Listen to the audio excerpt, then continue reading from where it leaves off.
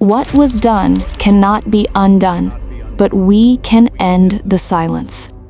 Those weren't the words of a whistleblower. They weren't spoken by a victim. They came from the President of the United States. Why would an American president publicly apologize to a group of black men 65 years after a government medical study began? Because for 40 years, the U.S. government recruited hundreds of poor black men with promises of free medical care, knew they had a deadly disease, discovered the cure, and deliberately made sure they never received it. This isn't a conspiracy theory. It isn't a movie. It isn't something another country did. It happened in America. The government documented every stage, published the results, and watched men die.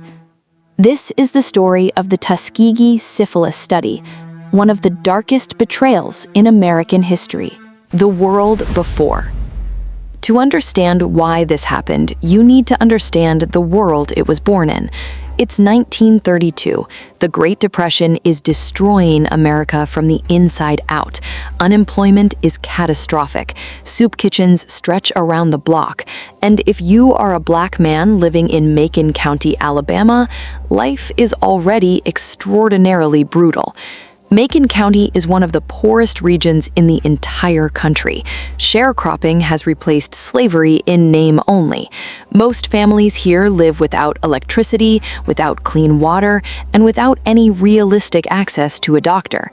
Medical care for Black Americans in the rural South in 1932 is essentially non-existent, and the United States Public Health Service knew exactly that, which is exactly why they chose this place. The official name of what they were about to do was long and medical-sounding and completely forgettable. Most people today simply call it the Tuskegee Experiment. The experiment begins. The Public Health Service rolls into Macon County with a mission, officially to study how syphilis progresses in the human body. Syphilis at this time is a serious disease. No widely available cure exists yet, and researchers wanted to understand how it develops when left completely untreated. So they recruited 399 black men who already had syphilis and 201 healthy men as a control group. They were told they were being treated for bad blood, a local term that meant basically anything from fatigue to anemia to syphilis. The men had no idea what they actually had. They were given free meals on examination days, free transportation, free burial insurance, which should have been the first red flag, honestly, and in return, the researchers watched, took notes, did nothing. Now, here is where it gets truly unforgivable. In 1947, just 15 years into the study, penicillin became the standard cure for syphilis, a simple antibiotic, widely available, genuinely effective. The researchers had the cure in their hands. They gave the men nothing.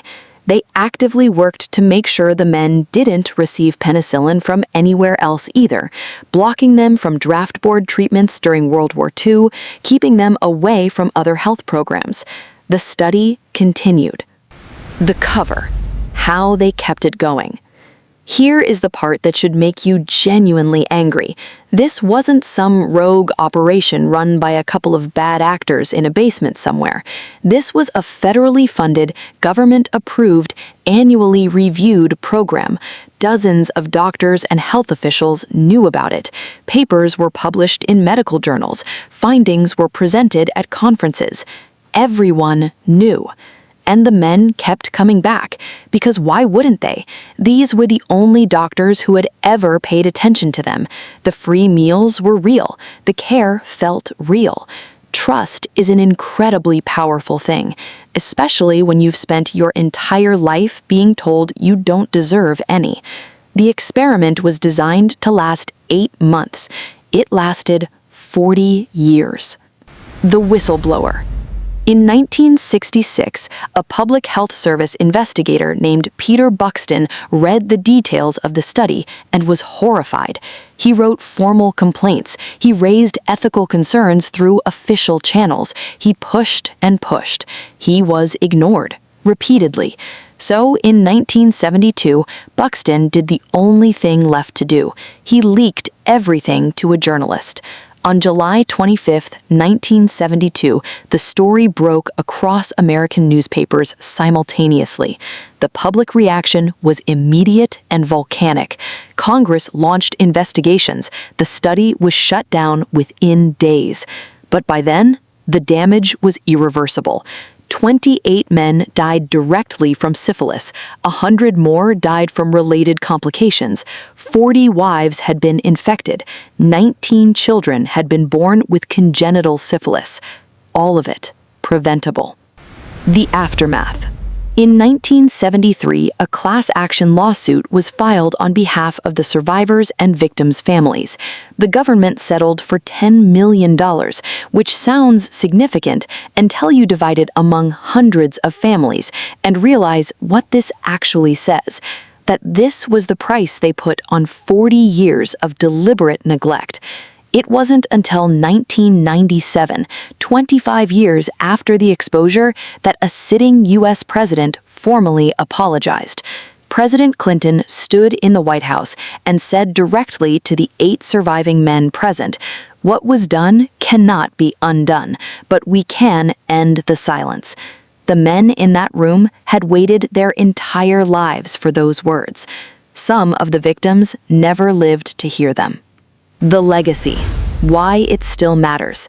Here is why this story refuses to stay in the history books. The Tuskegee Experiment didn't just hurt 399 men in Alabama. It broke something much larger. Studies show that Black Americans to this day are statistically less likely to trust medical institutions, less likely to participate in clinical trials, and more hesitant to seek early medical treatment. And when you know this history, that's not paranoia. That's a completely rational response to documented betrayal. Every time a new vaccine rolls out, every time a new government health program launches, the shadow of Tuskegee shows up in the data.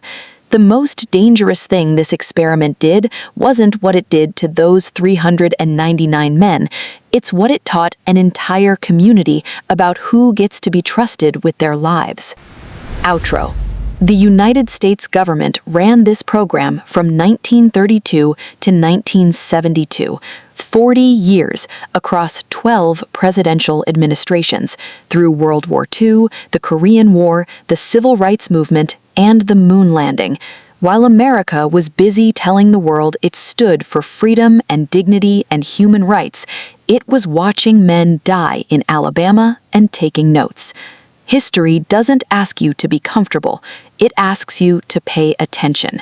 If this story made you feel something, good. Share it, because the men of Tuskegee deserve to be more than a footnote. This has been American Archive. Don't forget history. For more videos, subscribe to American Archives.